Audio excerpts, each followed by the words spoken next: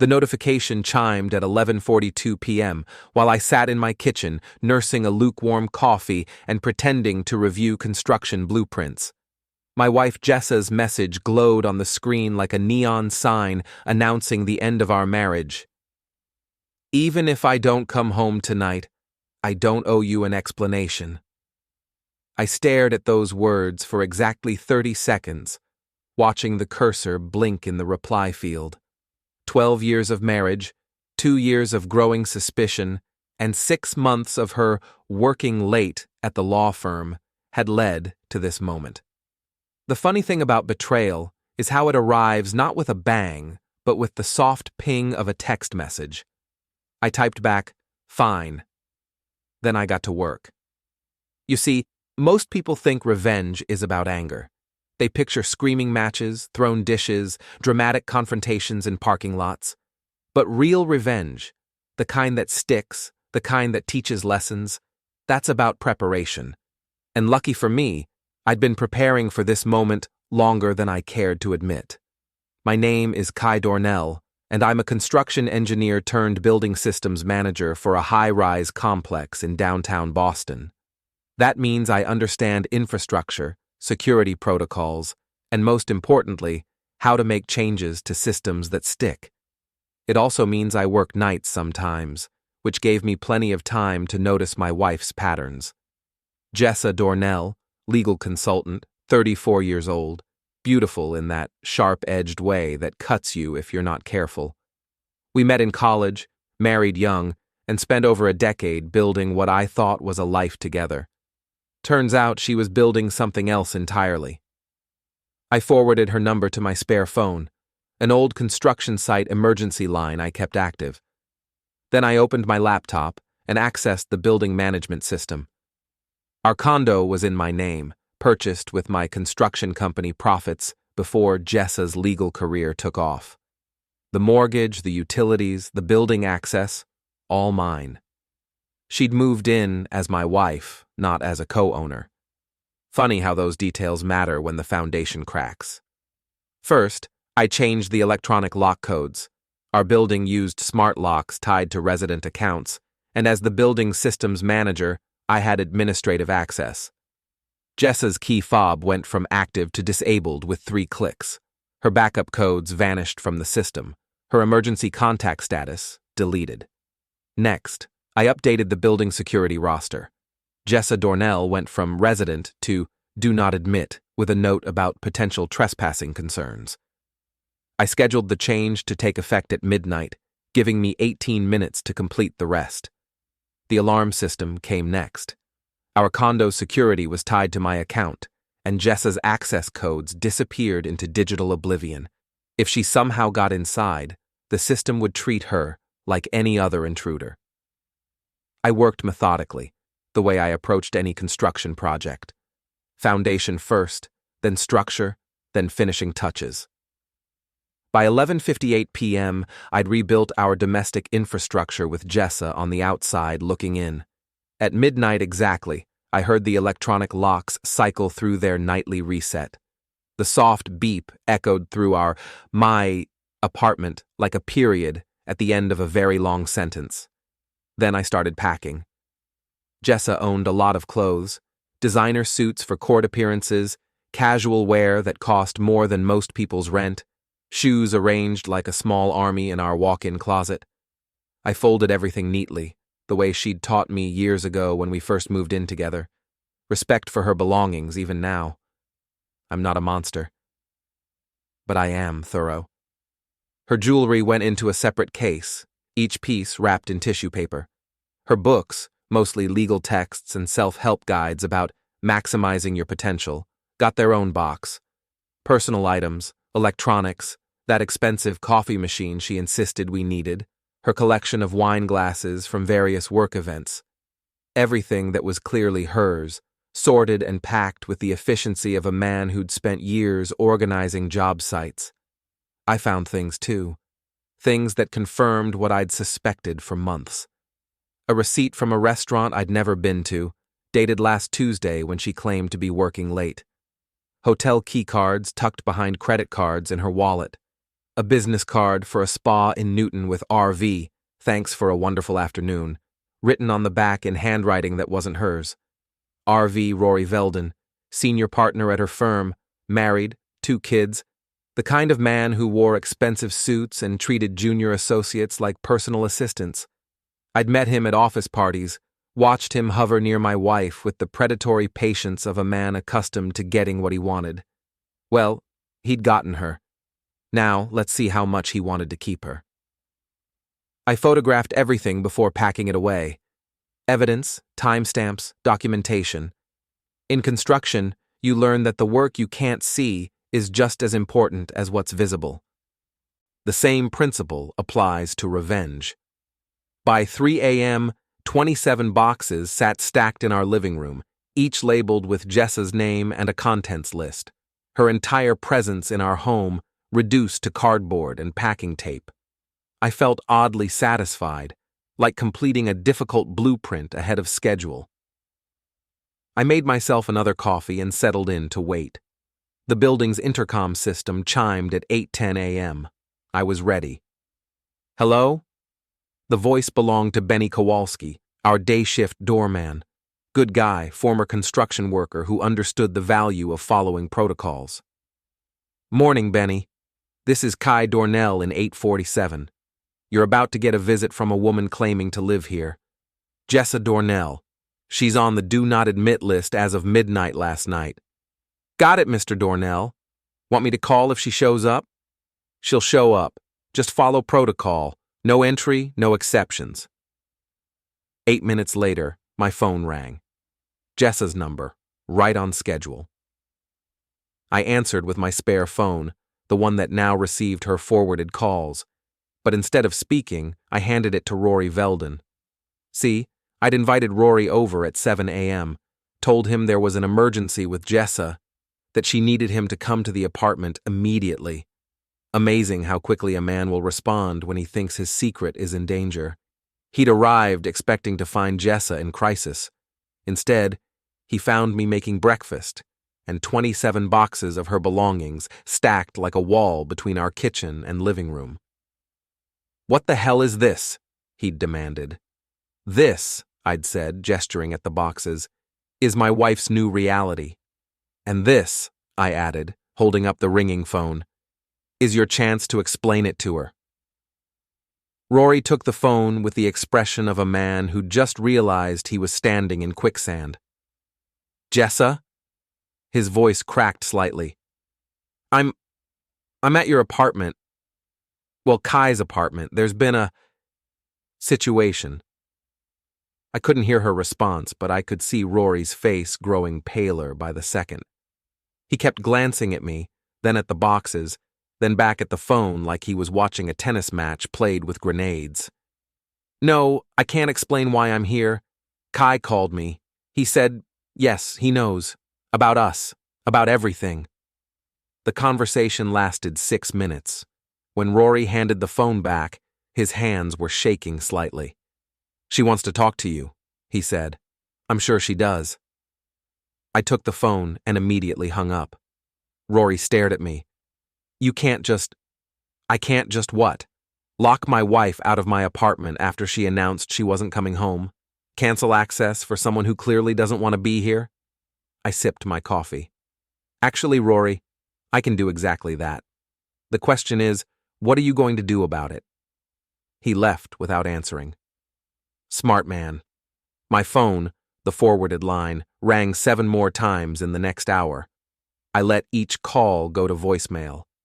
Jessa's voice grew progressively more frantic with each message, transitioning from confusion to anger to something approaching panic. Kai, what is this? Why won't the locks work? This is insane. You can't lock me out of my own home. I'm calling the police. This is illegal. Please, just talk to me. We can work this out. By the 4th message, I was almost feeling sorry for her. Almost.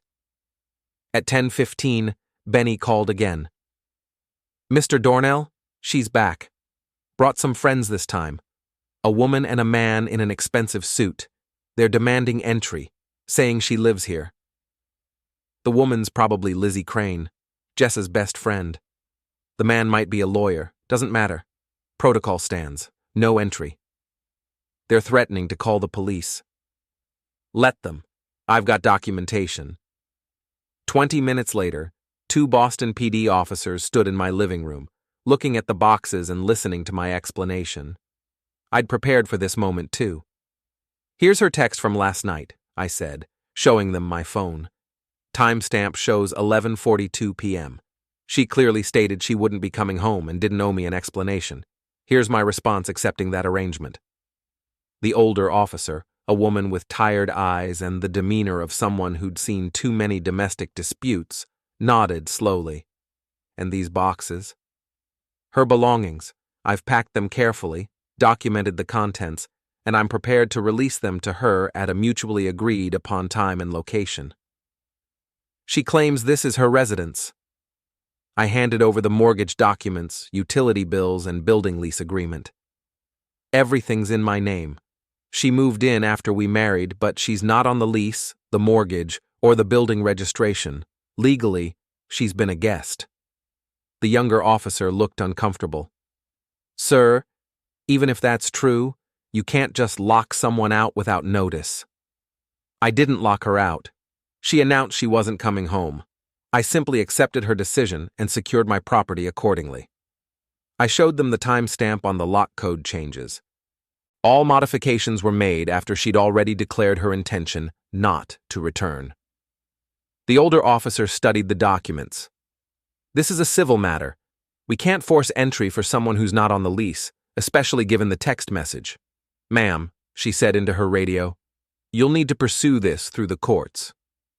After the police left, I felt oddly calm.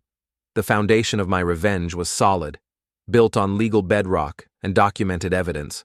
But this was just the beginning. Jessa wanted to play games? Fine. I'd spent 12 years learning her strategies, her weaknesses, her pressure points. She thought she held all the cards because she was the lawyer, the one with the sharp tongue and the legal training. But I was the engineer. I understood systems, stress points, and structural failure. And I was about to teach her the difference between knowing the law and knowing how to build something that lasts.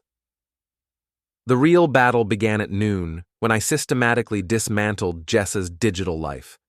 Our joint bank accounts were the first casualties. I transferred my direct deposits to a new account, then moved our shared savings into an escrow account that required both signatures for withdrawal. Legal, documented, and absolutely infuriating for someone who'd grown accustomed to unlimited access to money she hadn't earned. The phone plan came next. Since I was the primary account holder, I simply removed her line and transferred her number to a basic plan under her name. Her unlimited data, her family plan benefits, her connected devices, all gone with a few clicks on the carrier's website. Shared app permissions vanished next. Netflix, Spotify, Amazon Prime, our grocery delivery service, the building's parking app, everything tied to my accounts suddenly required her to create her own subscriptions. Her carefully curated playlists, her saved addresses, her viewing history, all inaccessible.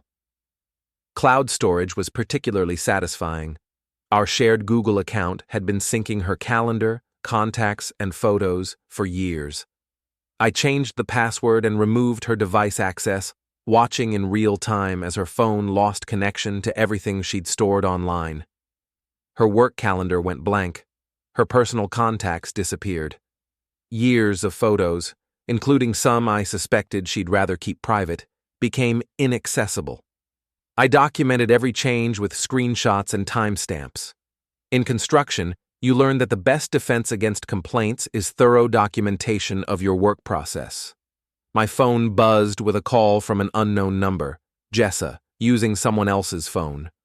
Kai, you need to stop this right now. You can't just what?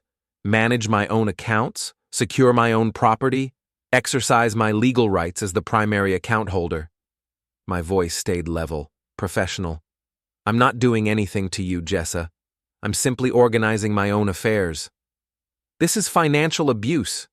No, this is financial independence. You declared your independence last night. I'm simply accepting it and adjusting our arrangements accordingly. I never said I wanted a divorce. You said you didn't owe me an explanation for not coming home. That sounds like someone who wants to make unilateral decisions about our relationship. I'm just following your lead." She hung up. The phone rang again immediately. This time I didn't answer. Instead, I opened my laptop and began Phase 2, Information Warfare. See, Jessa had always been careless with her digital footprint. She used the same password for multiple accounts, saved everything to our shared cloud storage, and never bothered to check her privacy settings on social media. For a lawyer, she had surprisingly poor operational security.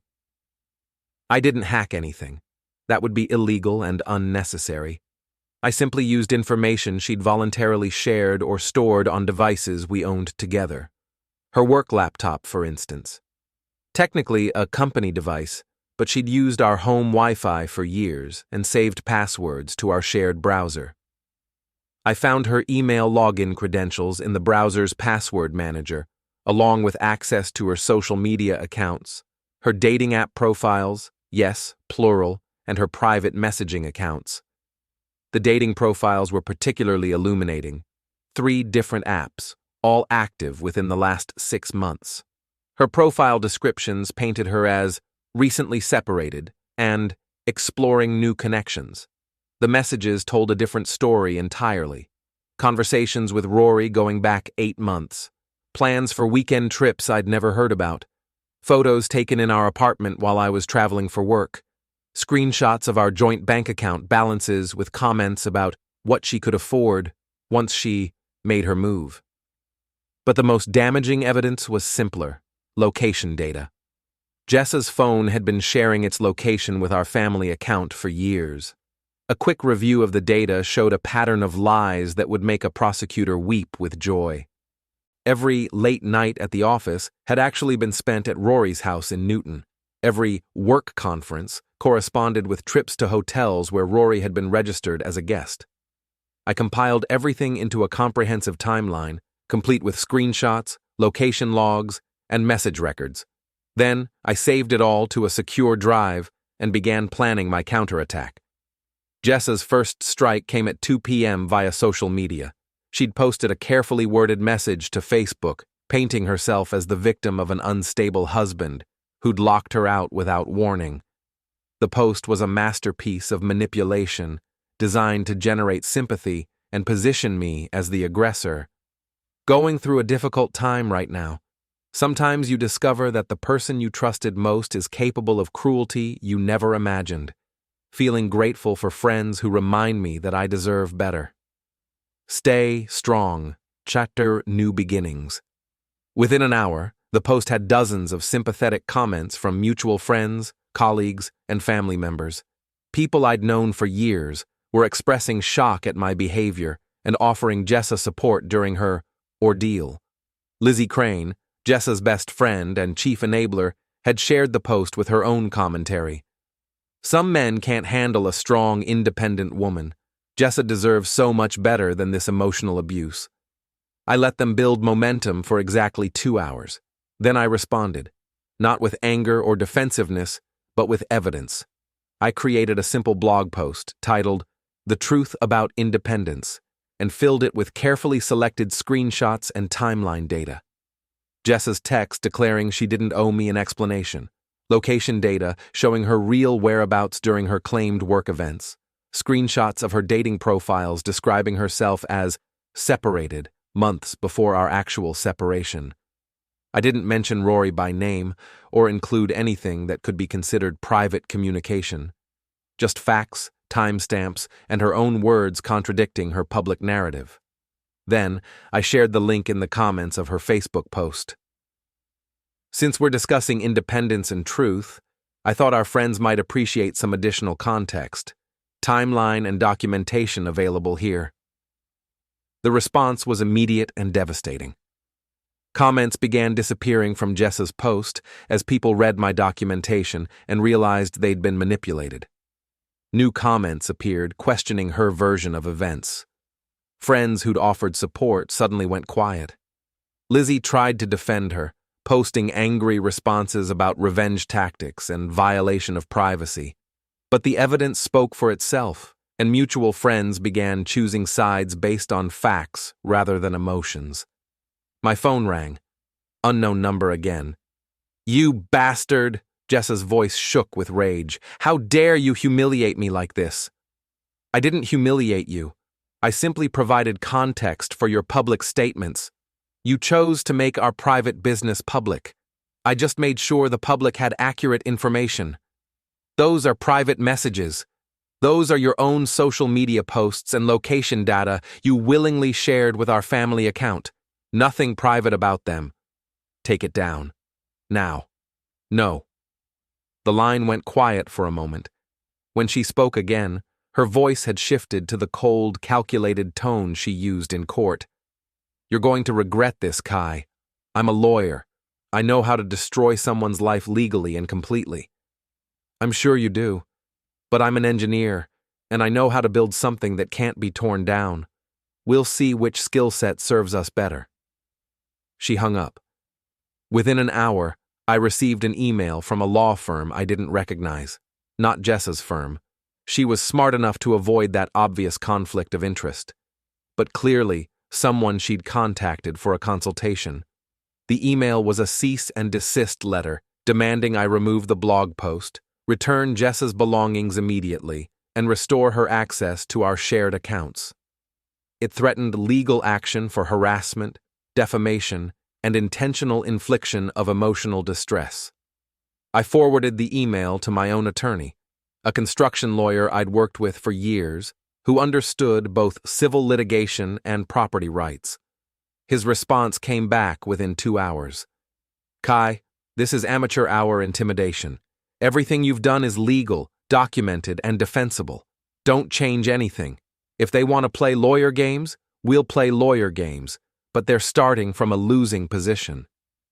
By evening, the social media war had shifted decisively in my favor. Jessa's post had been deleted, her friends had gone quiet, and several mutual acquaintances had reached out privately to express support for my position. But I wasn't finished. This was just the opening move. At 8 p.m., I drove to Rory's neighborhood in Newton. Not to confront him, that would be stupid and potentially illegal, just to observe and gather information. His house was a colonial-style monument to suburban success, complete with a circular driveway, professional landscaping, and a 3-car garage. 2 cars were visible, a BMW sedan and a Mercedes SUV.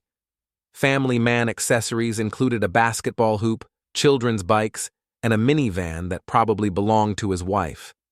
I parked across the street and waited. At 8:47 p.m., Jessa's car pulled into the driveway. Perfect. I took photos with my phone's zoom lens, capturing the license plate, timestamp, and clear view of Jessa exiting her vehicle and entering Rory's house through the front door, like she belonged there, like she was expected. Then I drove home and added the photos to my evidence file. Tomorrow, I'd start phase 3, professional consequences. But tonight, I sat in my quiet apartment, surrounded by boxes of my wife's belongings, and felt something I hadn't experienced in months. Control. For the first time since discovering Jessa's betrayal, I wasn't reacting to her moves. I was making my own. Building something new from the wreckage of our marriage, piece by carefully documented piece. She wanted independence. She was about to learn what that really meant, and I was going to teach her. The next morning brought rain and opportunity in equal measure. I woke at 5 a.m., made coffee, and began researching Rory Veldon's professional life with the methodical thoroughness I usually reserved for building inspections, social media profiles, LinkedIn connections, professional associations, bar admissions, published articles, speaking engagements, everything a successful lawyer leaves scattered across the internet like breadcrumbs. Rory was proud of his achievements, and rightfully so. Senior partner at Blackstone, Veldon and Associates, specializing in corporate law and mergers. Harvard Law School graduate, member of the Massachusetts Bar Association, frequent speaker at legal conferences. Married to Rebecca Veldon, a pediatrician. 2 children, Emma, age 12, and Michael, age 9. His law firm's website featured him prominently, with a professional photo that screamed confidence and respectability. The firm's ethics page emphasized their commitment to the highest standards of professional conduct and maintaining the trust our clients place in us. Interesting reading, considering their senior partner was currently housing my wife in his marital home. I spent 2 hours mapping Rory's professional network, identifying potential pressure points and information channels. Then I made my first call. Blackstone, Veldon and Associates, how may I direct your call? Good morning. I'd like to speak with someone in your Human Resources Department regarding a professional conduct concern. One moment, please. The HR representative who took my call was professionally cautious, which I expected. Law firms don't stay in business by ignoring potential ethical violations, but they also don't act on anonymous accusations without evidence. I understand you have a concern about one of our partners? Rory Veldon. I have documented evidence that he's engaged in an inappropriate relationship with a subordinate employee that may violate your firm's ethics policies. Sir, I'd need you to provide your name and specific details before we could. My name is Kai Dornell. The subordinate employee is my wife, Jessa Dornell, who works as a legal consultant in your corporate division. I have timeline documentation, location data, and photographic evidence of their relationship spanning the last 8 months. The line went quiet for a moment. Mr. Dornell, this is a very serious allegation. Would you be willing to provide documentation to support your claims? Absolutely. I can email everything within the hour. I spent the next 45 minutes preparing a professional, factual summary of the evidence. No emotional language, no personal attacks, just dates, locations, and documented facts presented in the clear, objective format I'd learned from years of writing construction reports.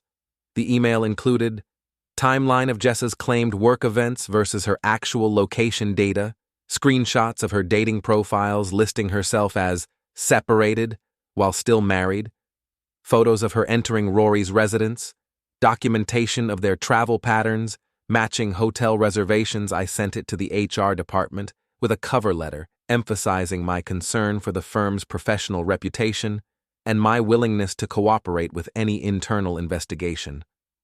Then I made my second call.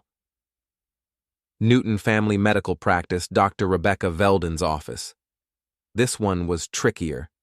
I couldn't simply call Rory's wife and announce her husband's affair. That would be cruel and potentially legally problematic. But I could create circumstances that would lead her to discover the truth herself. Hi, I'm trying to reach Dr. Veldon regarding a patient consultation. I'm calling on behalf of Jessa Dornell, who listed Dr. Veldon as her primary care physician on some recent medical forms.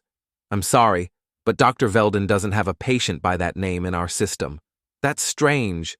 Ms. Dornell specifically mentioned being treated by Dr. Veldon, and she had your office's contact information.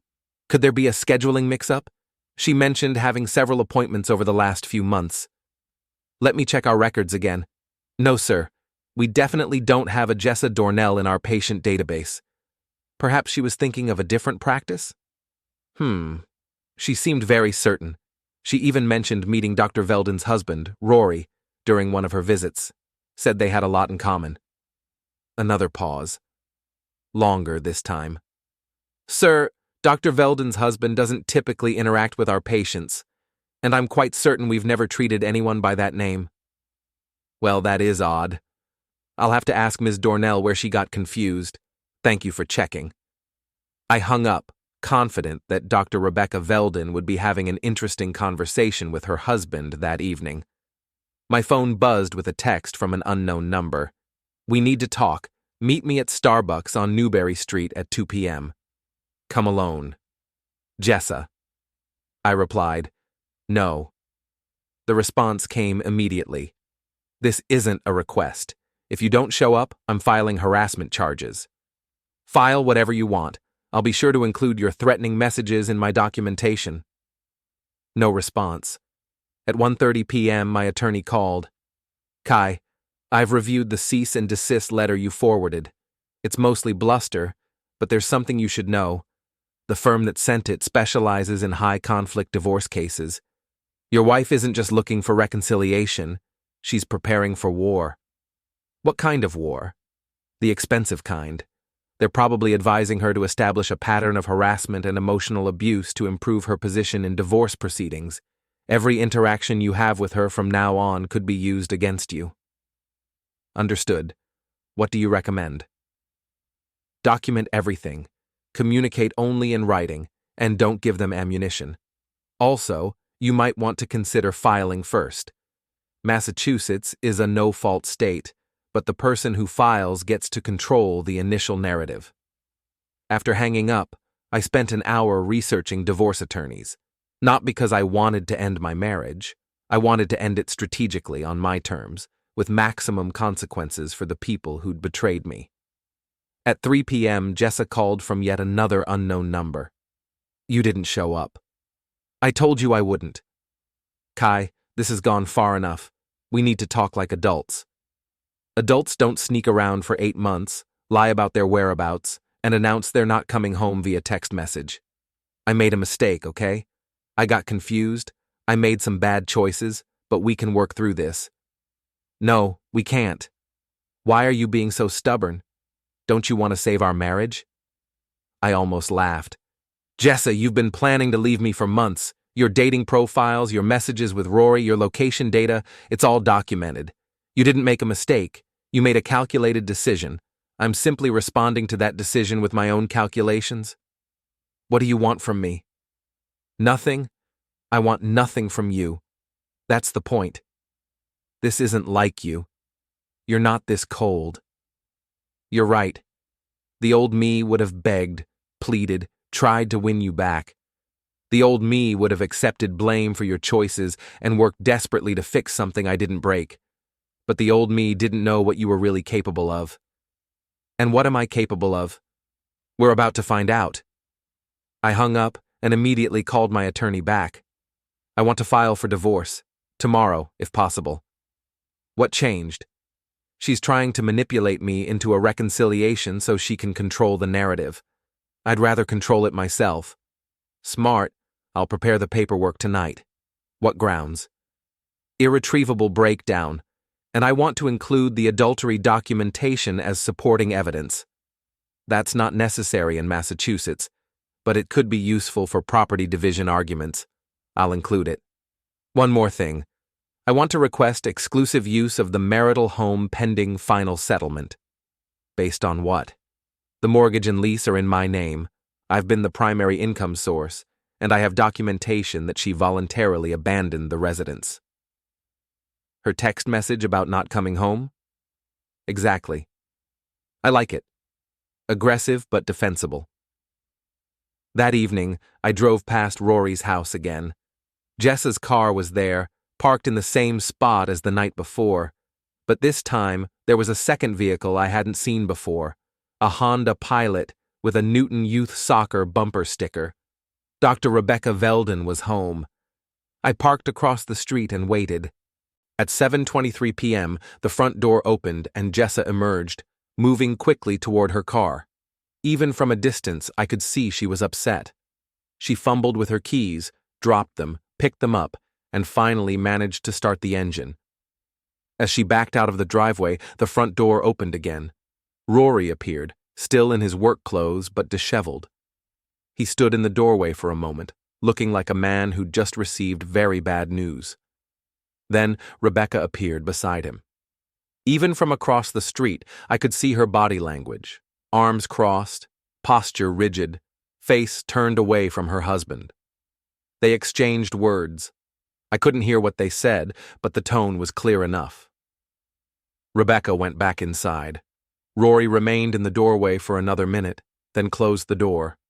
I took photos of the entire sequence, then drove home feeling oddly satisfied. Phase 3 was proceeding exactly as planned. But I wasn't finished yet.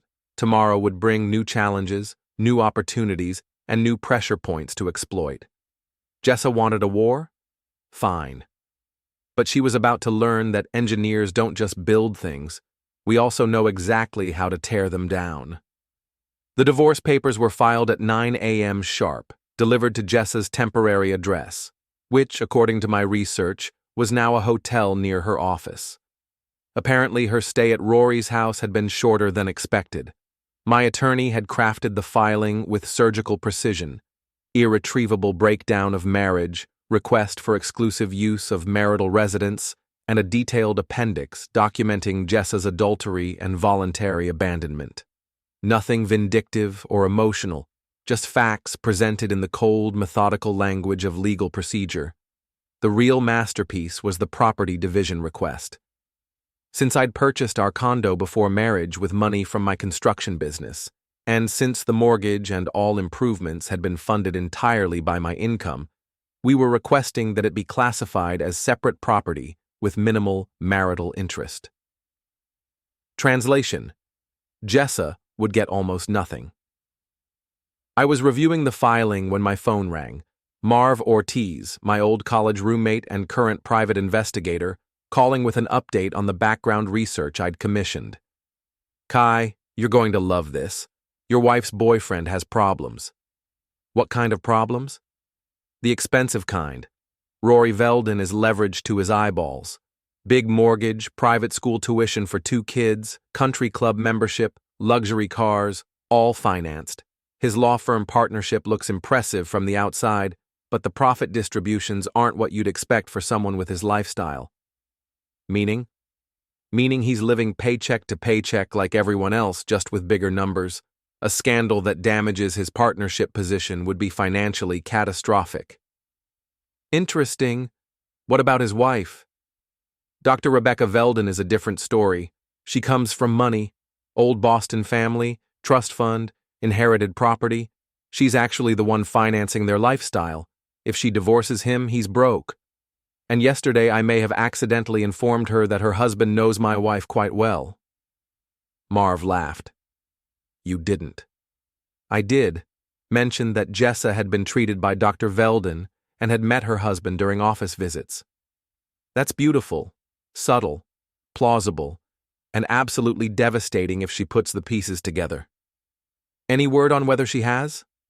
"Funny you should ask. I've got a contact at their country club, bartender who hears everything. Apparently the Veldons had a very public argument in the parking lot yesterday evening. Lots of shouting, some tears, and Rebecca driving off alone. Excellent. It gets better. Rory called in sick to work today. First sick day he's taken in 3 years, according to his assistant." I felt a warm glow of satisfaction. When you apply the right pressure to the right structural points, even the strongest-looking buildings start to crack. "There's more," Marv continued. "I did some digging into your wife's recent activities. She's been busier than you thought." "How so?" 3 different dating apps, like you found. But also some financial moves that might interest you. She's been moving money around, small amounts from your joint accounts into a personal account you probably don't know about." "How much money?" "About $12,000 over the last 6 months. Nothing dramatic but steady. Looks like she's been building an escape fund." "Can you document it?" "Already done. Bank records, transfer logs, account opening documents, the whole package. Your lawyer's going to love this." After hanging up with Marv, I called my attorney and shared the new information. His response was immediate and enthusiastic. "This changes everything. She can't claim abandonment or financial abuse if she's been systematically moving marital assets without your knowledge. We can argue financial misconduct and request reimbursement plus penalties." "How much trouble is she in?" "Legally? Probably not much. The amounts are relatively small. But in terms of divorce proceedings, this destroys her credibility and supports our narrative that she's been planning this separation for months." "Good. What's our next move?" "We accelerate everything. File for temporary orders this afternoon, exclusive use of the residence, temporary spousal support denial, and asset preservation. Strike while she's off balance." I spent the rest of the morning organizing my evidence files and preparing for what I knew would be Jessa's counterattack. She was smart, trained in legal strategy, and undoubtedly furious about being outmaneuvered. The counterattack came at 2 p.m. in the form of a phone call from her new attorney. Mr. Dornell, this is Patricia Morrison from Morrison, Klein & Associates. I represent your wife in the divorce proceedings you filed this morning. I see she's moved up from the cease and desist firm. Mr. Dornell, my client is prepared to discuss reasonable settlement terms, but your current demands are completely unrealistic. No court is going to award you exclusive use of the marital home while leaving your wife homeless. Ms. Morrison, have you reviewed the documentation we provided? Your client voluntarily abandoned the residence via text message and has been living elsewhere for several days. She's hardly homeless. That's a very narrow interpretation of a single text message. It's a legal interpretation of a clear statement of intent, supported by location data and witness testimony. What witnesses? The building staff who can testify that she hasn't been seen in the building for days, the hotel where she's currently registered, and the various individuals who can confirm her whereabouts during the time she claimed to be working late. A pause. Mr. Dornell, what exactly do you want from this divorce? I want what's legally mine, and I want to be left alone. And in exchange? In exchange, your client gets what's legally hers, and she gets to move on with her life, without further interference from me. That doesn't sound like much of a negotiation. It's not a negotiation, it's a statement of fact. Your client made her choices. Now she gets to live with the consequences. Mr. Dornell, I should warn you that my client is prepared to allege emotional abuse, financial control, and harassment. And I'm prepared to document 8 months of adultery, financial misconduct, and systematic deception. Ms. Morrison, your client isn't the victim here. She's the perpetrator. The sooner you understand that, the better we'll all get along. I hung up and immediately called my attorney. They're going to claim abuse and harassment. Of course they are. It's the standard playbook when someone gets caught cheating. How's your documentation? Thorough. Good, because this is about to get ugly. He was right. By 4 p.m., I'd received a restraining order petition alleging that I'd threatened Jessa, harassed her at work, and created a climate of fear and intimidation. The petition was a masterpiece of creative writing, painting me as an unstable, controlling husband who'd snapped when confronted with his wife's desire for independence. It cited my sudden and violent lockout of the residence, my systematic destruction of her digital life, and my stalking behavior in monitoring her whereabouts. Reading it was like looking at a funhouse mirror version of reality, everything recognizable but distorted beyond truth. My attorney's response was swift and devastating. We filed a counterpetition within 2 hours, supported by every piece of evidence I'd collected. Jessa's text message abandoning the residence, her dating profiles describing herself as separated, location data proving her lies about working late, photos of her entering Rory's house, bank records showing her secret financial transfers. But the real knockout punch was the timeline. My attorney had organized everything chronologically, showing clearly that every action I'd taken was a response to Jessa's prior deception or abandonment. The lock changes came after her text announcement. The account modifications came after her declared independence. The evidence gathering came after discovering her adultery. Your Honor, the filing concluded, Mr. Dornell is not the aggressor in this situation. He is a man who discovered his wife's systematic betrayal and responded with entirely legal measures to protect his property and financial interests. The petitioner's claims of harassment and abuse are nothing more than an attempt to reframe her own misconduct as victimization. The hearing was scheduled for the following morning. That evening, I sat in my quiet apartment and reviewed everything that had happened in just 3 days. From Jessa's text message to the restraining order petition, from the lockout to the divorce filing, from her social media manipulation to my evidence-based counterattack. I'd built something here. Not a marriage. That was already destroyed before I'd started. But a structure of consequences, carefully engineered to withstand legal challenges and deliver exactly the outcomes I'd designed. Tomorrow, We'd find out how well my foundation would hold under pressure. But tonight, I felt something I hadn't experienced since this whole mess began: confidence. I wasn't just reacting anymore. I wasn't just defending myself. I was winning, and I was just getting started. Judge Patricia Hennessy had the look of someone who'd spent 20 years listening to people lie about their marriages. She reviewed our filings with the weary efficiency of a woman who'd heard every possible variation of domestic dysfunction and wasn't impressed by any of it. Jessa sat at the petitioner's table with her attorney, Patricia Morrison, looking appropriately victimized in a conservative navy suit and minimal makeup. She'd mastered the art of appearing vulnerable while maintaining professional competence, a skill that had probably served her well in court appearances. I sat with my attorney, wearing my best construction supervisor outfit: clean khakis, button-down shirt, and the kind of practical shoes that suggested I worked for a living. Not trying to look wealthy or powerful, just competent and honest. Judge Hennessy called the hearing to order at 9 a.m. sharp. This is a petition for a temporary restraining order filed by Jessa Dornell against her husband, Kai Dornell. Ms. Morrison, you may present your case. Morrison stood and launched into a carefully rehearsed narrative about my sudden and violent response to Jessa's request for some space to think about their marriage. She painted me as controlling, manipulative, and potentially dangerous. Your Honor, Mr. Dornell's actions demonstrate a pattern of escalating retaliation designed to punish my client for asserting her independence. Within hours of a simple text message, he had locked her out of her home, destroyed her access to shared resources, and begun a campaign of harassment that included stalking her workplace and personal relationships.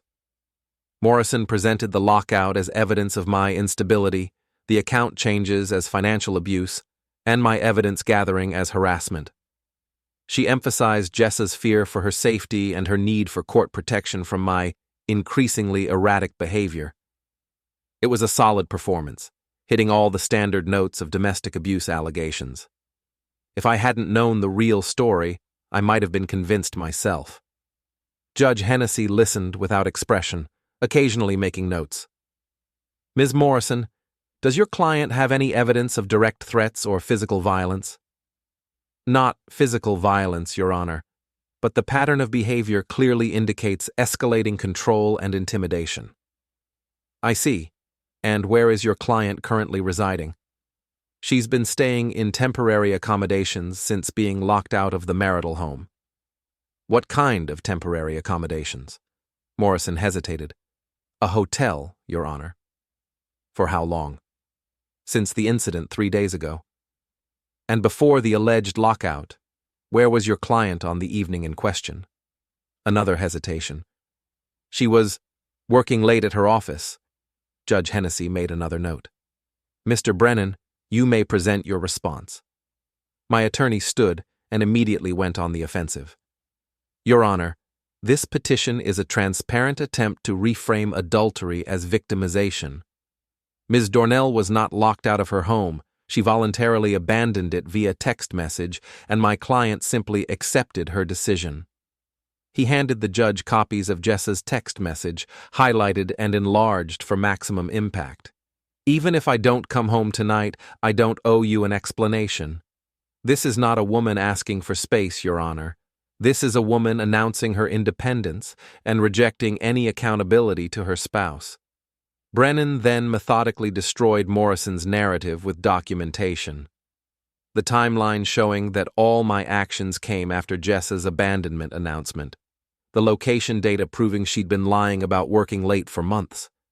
The dating profiles showing she'd been planning her exit strategy long before our confrontation.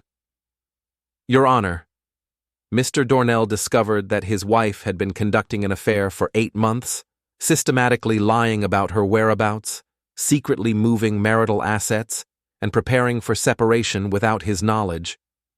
When she finally announced her intention to abandon the marriage, he responded by securing his property and protecting his financial interests. Every action he took was legal, documented, and entirely reasonable under the circumstances. Judge Hennessy studied the evidence for several minutes, while the courtroom remained silent. Ms. Morrison, do you have any response to the location data and dating profile evidence? Morrison stood slowly. Your Honor, whatever mistakes my client may have made in her personal life don't justify Mr. Dornell's retaliatory behavior. What retaliatory behavior specifically?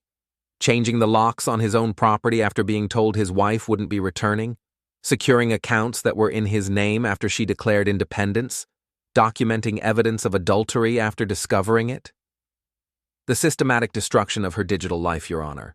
Removing her access to shared accounts, deleting her files, isolating her from… Mr. Brennan, did your client delete any of Ms. Dornell's files or data? My attorney smiled. No, Your Honor. He simply changed passwords on accounts that were in his name and removed her device access. All of her data remains intact and can be transferred to accounts in her own name at any time. Judge Hennessy looked back at Morrison. Ms. Morrison, your client declared her independence via text message and hasn't returned to the marital residence in 3 days. She's been conducting an extramarital affair for 8 months and has been secretly moving marital assets. Under these circumstances, what exactly do you expect this court to do? We request that Mr. Dornell be ordered to restore Ms. Dornell's access to the marital home and shared resources pending final resolution of the divorce proceedings. Based on what legal theory? Morrison struggled for a response. Spousal support obligations, Your Honor. Ms. Morrison, your client is employed as a legal consultant and has been systematically preparing for separation for months. She has access to her own income and has demonstrated the ability to secure her own housing. What's the emergency that requires immediate court intervention? The silence stretched for nearly a minute before Morrison admitted, There may not be an immediate emergency, Your Honor, but… Then we're done here. Judge Hennessy closed the file. The petition for a temporary restraining order is denied. Mr. Dornell's actions appear to be entirely legal responses to his wife's declared abandonment of the marriage. The court sees no evidence of harassment, abuse, or behavior that requires restraining order protection. She looked directly at Jessa. Ms. Dornell, you declared your independence from this marriage via text message. Your husband accepted that declaration and acted accordingly. You cannot now claim victimization because independence comes with consequences. After the hearing, I stood outside the courthouse feeling vindicated, but not satisfied. This had been a defensive victory, important for establishing the legal foundation, but not the final word. Jessa and Morrison hurried past without making eye contact, but I caught enough of their conversation to know they were already planning their next move. Harassment charges, workplace complaints, social media posts. Let them plan. I had moves of my own to make. My phone buzzed with a text from Marv. Heard about the hearing? Nice work. Got some updates for you when you're ready. I called him back immediately. What kind of updates? The kind you're going to love. Rory Veldon didn't just call in sick yesterday. He's been suspended pending an internal investigation into ethics violations. Already? Law firms don't mess around when it comes to partner misconduct. Apparently, your evidence package was very persuasive. What about his wife? Dr. Rebecca Veldon filed for separation yesterday afternoon. Moved out of the house with the kids. Word is, she's consulting divorce attorneys. And Jessa? That's the interesting part. She's been trying to contact Rory, but he's not taking her calls. His suspension apparently came with instructions to avoid contact with anyone involved in the ethics investigation. So she's lost her boyfriend and her safe house in the same week. Looks that way. But Kai, there's something else. She's been making calls to some mutual friends, trying to rebuild her support network. And she's been asking questions about your finances, your business relationships, your personal life. She's not giving up. She's regrouping. I wasn't surprised. Jessa was smart, resourceful, and probably desperate. A wounded animal is often more dangerous than a healthy one. What kind of questions? Whether you've been dating anyone, whether you've been drinking too much, whether you've seemed unstable or angry, she's building a narrative for her next attack. Let her build. I've got narratives of my own. That afternoon, I drove past Rory's house one more time. The driveway was empty except for his BMW, and the house had the closed, abandoned look of a place where no one was happy. The basketball hoop stood unused, the children's bikes were gone, and newspapers were piling up on the front step. I took photos, added them to my file, and drove home to plan my next move. The legal foundation was solid now. Judge Hennessy's ruling had established that my actions were reasonable and legal, while Jessa's claims of victimization had been rejected. But this wasn't just about winning in court. This was about consequences, about teaching lessons, about making sure that the people who'd betrayed me understood the real cost of their choices. Phase 4 was about to begin, and this time, I wasn't going to be subtle. The final phase began with a single phone call on a Tuesday morning that would destroy everything Jessa and Rory had left. I'd spent the weekend preparing what I privately called the Comprehensive Documentation Project, a complete dossier of evidence organized for maximum impact across multiple audiences. Legal proceedings were just one front in this war. Professional reputations, social standing, and personal relationships were equally valid targets. The call came from Patricia Morrison at 9:15 a.m. "Mr. Dornell, my client would like to discuss settlement terms." "I'm listening."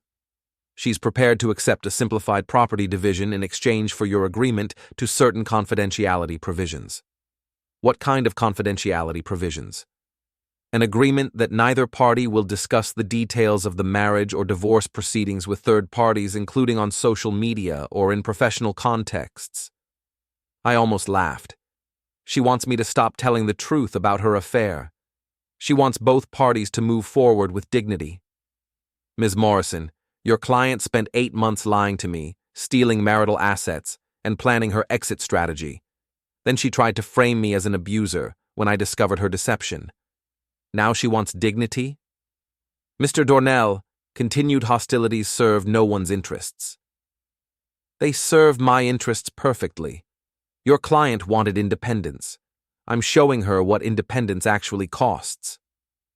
"What do you want?" "I want her to understand that actions have consequences. I want her to learn that betrayal isn't consequence-free. And I want everyone who knows us to understand exactly what kind of person they're dealing with."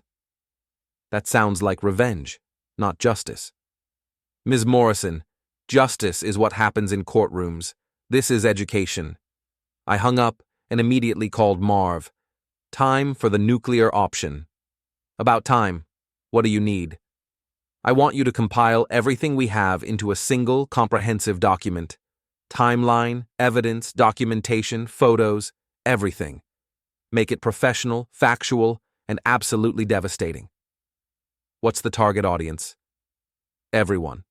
Her law firm, his law firm, their professional associations, their social circles, their families, anyone who might be interested in knowing exactly what these people are capable of." "Kai, that's going to be a lot of damage." "Good." By Thursday afternoon, Marv had created a masterpiece of investigative documentation, 37 pages of evidence, organized chronologically and cross-referenced with supporting materials, location data, financial records, social media posts, dating profiles, hotel receipts, phone records, and photographic evidence.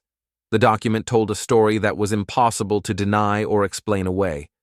2 married professionals conducting an 8-month affair while lying to their spouses, colleagues, and friends. The evidence was overwhelming, the timeline was airtight, and the implications were career-ending. I spent Thursday evening creating a distribution list. Jessa's law firm got the full package with a cover letter expressing concern about ethical violations and professional conduct standards. Rory's law firm got the same treatment, along with copies of the evidence their internal investigation might have missed. The Massachusetts Bar Association received a formal complaint against both attorneys, supported by comprehensive documentation of their misconduct. Their country club, their professional associations, their alumni networks, everyone got customized versions highlighting the aspects most relevant to their particular community standards. But the real masterpiece was the social media campaign. I created a simple website called The Truth About Independence and uploaded the entire evidence package. Then I shared the link strategically. Mutual friends, professional contacts, family members, neighbors, anyone who might be interested in understanding the real story behind our divorce. The response was immediate and devastating. By Friday morning, Jessa had been placed on administrative leave pending her firm's internal review. Rory's suspension had been extended indefinitely. Their country club memberships were under review. The Bar Association had opened formal ethics investigations.